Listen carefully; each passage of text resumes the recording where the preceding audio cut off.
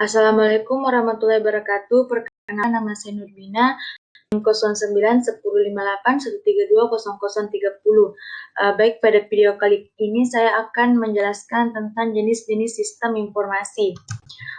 Ada jenis yang pertama, yaitu sistem informasi manajemen. Jenis sistem informasi yang pertama adalah SIM. Sesuai dengan namanya, sistem ini menyasar untuk kegiatan manajerial. Fungsi sistem informasi manajemen ini seperti pertama itu monitoring kinerja karyawan, memberikan penilaian karyawan, menerima laporan dari karyawan, melaksanakan fungsi pengawasan terhadap karyawan, memberikan masukan kepada direksi, dan masih banyak lagi.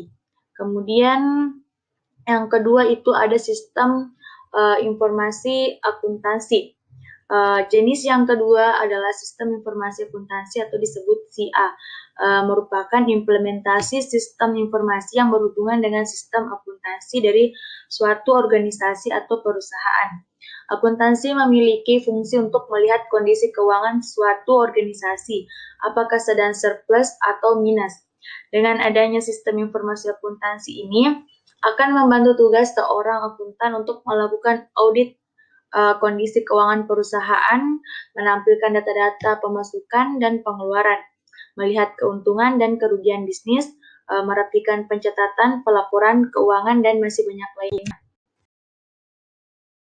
Ada sistem informasi keuangan, merupakan sistem informasi yang berada di bawah manajemen dengan fungsi untuk mengatur keuangan perusahaan.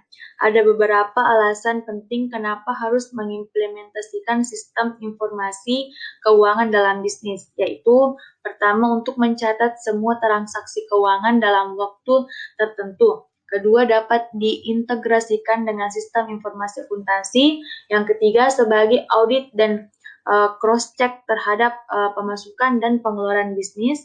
Kemudian membantu dalam perhitungan pajak.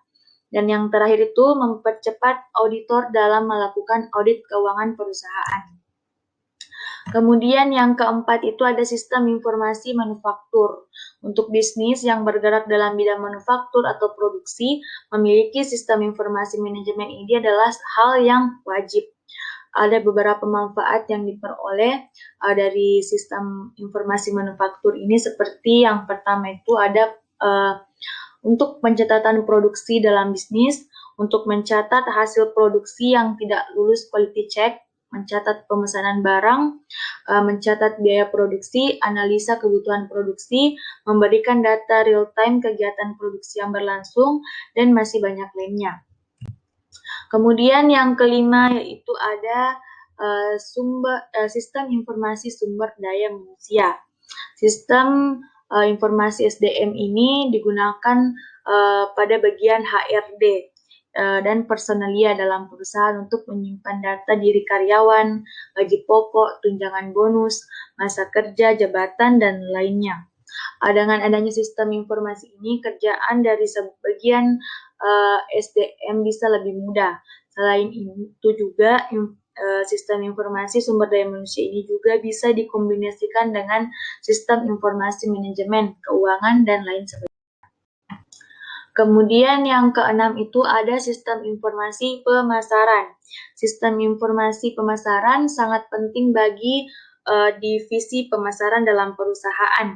Dengan sistem pemasaran ini akan membantu dalam proses pencatatan dan memberikan segala informasi mengenai penjualan yang telah dilakukan dari perusahaan. Manfaat lainnya dari sistem informasi pemasaran ini seperti yang pertama itu mengetahui jumlah produk yang terjual, mengetahui produk yang paling laku, produk yang jarang peminatnya, metode pemasaran yang tepat, serta respon pasar terhadap produknya. Kemudian yang terakhir itu sistem informasi eksekutif. Sistem informasi ini dikembangkan dengan juga digunakan untuk mereka yang berada di level eksekutif dari suatu perusahaan. Sistem informasi ini akan memberikan kemudahan dalam arus informasi dari divisi di bawahnya kepada mereka. Lalu siapa yang termasuk level eksekutif? Adalah mereka yang memiliki hak penuh atas perusahaan, misalkan CEO, komisaris, pimpinan tertinggi, direksi, dan elemen eksekutif lainnya yang memiliki kewenangan dalam perusahaan. Mungkin sekian dari penjelasan jenis-jenis sistem informasi pada kali ini. Lebih dan kurangnya mohon dimaafkan. Billahi fisabilil haq, fastabiqul khairat. Wassalamualaikum warahmatullahi wabarakatuh.